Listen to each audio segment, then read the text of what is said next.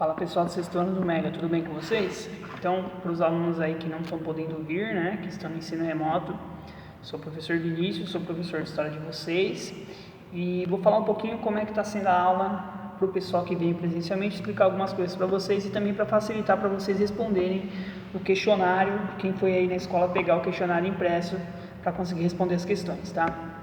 Então é o seguinte, a gente iniciou na sala falando um pouquinho sobre o que é história. E o que é história de fato?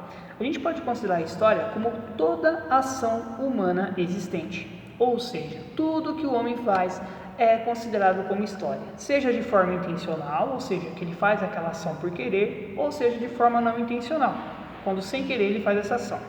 Nas aulas eu até citei o exemplo, então a guerra é uma ação intencional, com o objetivo de tomar outro território e de ter mais poder. Já na pré-história, a questão do fogo, por exemplo, é uma ação não intencional. O homem descobriu o fogo, pôs a mão no fogo e aí começou a perceber o seguinte, que o fogo queima e passou para as outras gerações.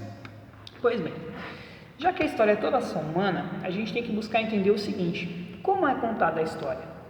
A história, pessoal, ela é contada por meio de fontes, ou seja, o que são essas fontes? Essas fontes, elas são todo e qualquer objeto que nos ajuda a contar uma história, certo? Um caderno pode ser uma fonte, um livro, uma pessoa e assim por diante. Devido ao fato das fontes serem muitas coisas, elas se encontram divididas em duas categorias. Quais são elas? Fontes materiais e fontes imateriais.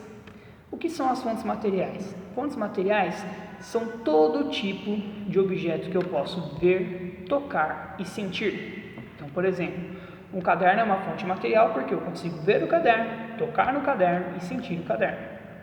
Já as fontes imateriais são as fontes nas quais eu não vejo, eu não toco, mas eu posso sentir. Como, por exemplo, a música. A música é uma fonte imaterial, pois eu não consigo ver a música, certo? Eu posso ver o videoclipe, mas não consigo ver a música.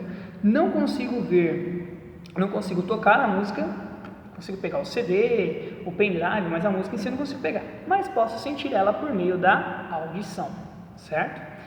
Então, as fontes é tudo que ajuda a contar a história e são divididas em duas categorias, fontes materiais e imateriais.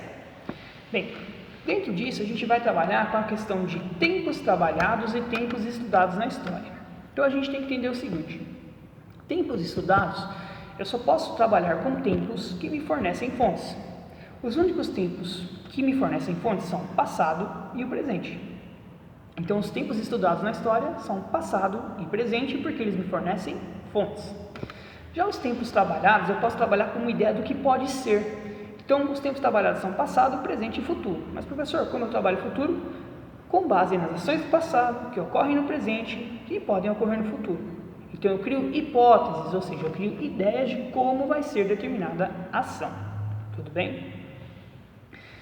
Após entender esses conceitos históricos, a gente se aprofunda um pouquinho mais no conteúdo do sexto ano, que está falando sobre movimentações populacionais, que basicamente são o quê? A necessidade do homem mudar de território, certo? E a partir dessa necessidade de mudança de território, nós temos os processos de migração e imigração. O processo de imigração, galera, é quando as pessoas elas saem de um estado para o outro ou de uma cidade para outra sem mudar de país. Certo? Então, migração, eu mudo dentro do meu país. Então, eu saio, saio de São Paulo, vou para Minas, é um processo de migração.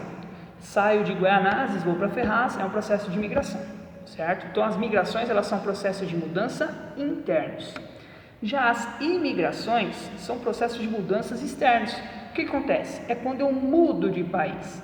Então, saio do Brasil, vou para os Estados Unidos. Isso é um processo de migração, imigração. Tudo bem? Bem, espero que vocês tenham entendido, foi os conteúdos que nós trabalhamos na aula durante essa semana, vai ajudar vocês a responder os questionários aí. Fiquem com Deus, boa sorte e até mais!